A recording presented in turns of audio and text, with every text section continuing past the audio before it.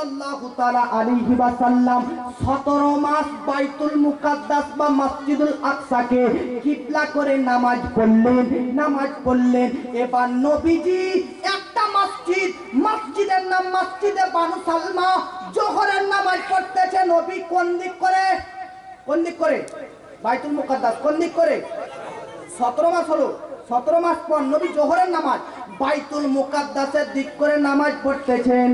এক রাকাত হলো জোহরের নামাজ। কত রাকাত? ফরজ। কত রাকাত? নবীজি বাইতুল মুকাদ্দাসের দিক করে কিবলা করে এক রাকাত নামাজ কমপ্লিট করলেন। 2 রাকাত কমপ্লিট করার পর নবীজি বারবার আসমানের দিকে তাকাচ্ছেন আর ভাবতেছেন মনে মনে, মুখে নয়, মনে মনে ভাবতেছে। কি ভাবতেছে? ওগো আল্লাহ, যদি আবার পূর্বের ন্যায়, আগেকার ন্যায় কাবা শরীফটাই যদি কিবলা হয়ে যেত তাহলে ভালো হতো। জোরে বলেন। বেরাদার, কার হুকুমে নবী নামাজ পড়তেছেন বাইতুল মুকাদ্দাসের দিকে? আল্লাহর হুকুমে। এবার 17 মাস পর কি আল্লাহ বলল যে নবী এটা ভাবো? এটা আল্লাহ বলল? বলেন না, নবী নিজের ইচ্ছাতে এটা ভাবতেছেন। কি ভাবতেছেন? কাশ যদি আবার পূর্বের নাই ওই কাবাটাই কিবলা হয়ে যেত।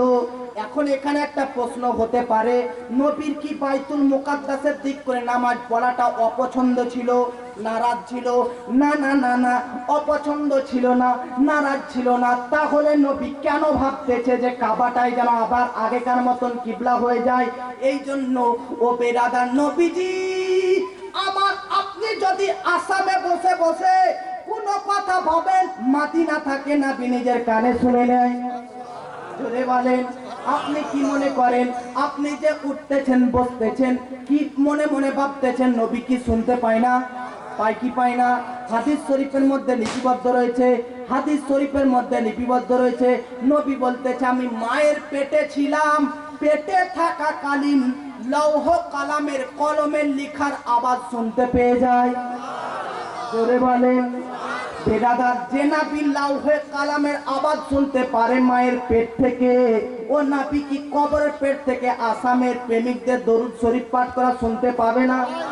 হাদিস শরীফের মধ্যে লিপিবদ্ধ রয়েছে, ইন্নী আসমাউ সালাতা আহলু মুহাব্বাতি, আমার নবী বলতেছে আমি আমার প্রেমিকদের দরুদ শরীফ পাঠ করার ভয়েস নিজের কান দ্বারা শ্রবণ করি, নিজের কর্ণ দ্বারা শুনতে থাকি। শুধু শ্রবণ করি না, হাদিসের লাস্ট টুকরা শেষের অংশ ওয়া আরিফুহুম, শুধু শ্রবণ করি এমনটা নয়, আমি নবী যে দরুদ পাঠ করে তাকে দেখতেও পাচ্ছি এবং চিনতেও পাচ্ছি। নবীজি আপনি তাকে চিনে কি করবেন, দেখে কি করবেন? প্রশ্ন হচ্ছে এটাই, মদিনা থেকে নবী আসামের ব্যক্তিকে দেখতে পায় কি করে? আসামের ব্যক্তিকে দেখতে পায় কি করে? একটা কোশ্চেন হয় কি না? জোরে বলেন। আসামে ব্যক্তিকে দেখতে পায় কিভাবে? তো আমি নবীর কথা বাদ দিলাম, বড় পীরের কথা বলতেছি। কার কথা? বড় পীর, আপনার নাম শুনেছেন? বড় পীর আব্দুল কাদের জিলানী বলতেছে, নাজারতু ইলা বিলাদিল্লাহি জামাআন, আমি হাতের তলাতে পুরো বিশ্ব জগৎকে দেখি। বড় পীর গৌসে আজম, নবীর একজন খাদিমের খাদিম, গোলামের গোলাম, বেটার বেটা যদি এই পাওয়ার হয়, বাগদাদে বসে বসে গোটা বিশ্ব জগৎকে হাতের তলায় দেখতে পায়, ও নবী কি দেখতে পারবে না? এই জোরে বলেন, ও নবী কি দেখতে পারবে না? অবশ্যই দেখতে পারেন। আমার নবী দেখতেছেন। ইয়া রাসূলুল্লাহ, আপনি উম্মতকে চিনে কি করবেন? আমার নবী বলতেছে হাসরের ময়দানে আমার ওই উম্মতদেরকে বেছে বেছে জান্নাতে নিয়ে যাব। জান্নাতে তো প্রতিটি উম্মতকে নিয়ে যাবই, কিন্তু যারা দরুদ প্রেমিক উম্মত তাদেরকে আগে জান্নাতে নিয়ে যাব। আমার নবীজি 17 মাস বাইতুল মুকাদ্দাসের দিক করে নামাজ পড়ার পর 17 মাস পর জোহরের নামাজের টাইমে ভাবতেছে কাশ যদি আগেকার ন্যায় কাবা শরীফটাই কিবলা হয়ে যেত। ওগো নবী, আপনার কি বাইতুল মুকাদ্দাসের দিক করে নামাজ পড়াটা অপছন্দ ছিল? নবী বলতেছেন না না। তাহলে কেন এরকম ভাবতেছেন? নবী বলতেছেন পাগলা ভুকা, ওই যে ইহুদিরা যারা নিজেরা নিজেদের কিবলা বাইতুল মুকাদ্দাসকে ভাবে, তারা ভাবে আমাদের কিবলা জানো। ইহুদিরা তারা একটা মিটিং করতেছে, আর মিটিং এর মধ্যে তারা আলোচনা করতেছে যে দেখ মুহাম্মদকে এবং তার উম্মতকে আমরা ইহুদিদেরকে তারা গালি দেয়, তাচ্ছিল্য করে, আর আমাদের কিবলার দিক করে তারা নামাজ পড়ে।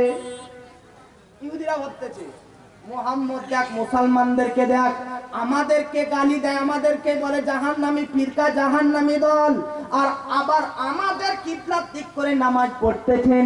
তাই নবী ভাবতেছেন তাদের কিবলার দিকে তো নামাজ পড়ি না, কিন্তু তাদের তো এটা মনস্কামনা, তাদের তো এটা মনের ভাবনা হতে পারে, এই রকম ভাবে মুসলমানদেরকে লুকায়িত ভাবে বলে বলে তাদের আন্ডারে মুসলমানদেরকে না করে নেয়।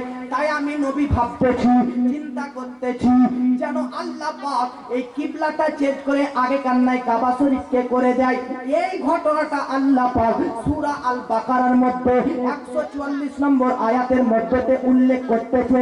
কদ নারা তাকাল্লুবা ওয়াজহিকা ফিস সামা, আল্লাহ পাক বলতেছে ওগো নবীজি, বারবার আসমানের দিকে তোমার ফেস, তোমার চেহারা কেন উঠতেছে আমি জানতে পারছি। জোরে বলেন, তোমার চেহারাটা, তোমার মুখটা, তোমার ফেসটা আকাশের দিকে কেন উঠতেছে?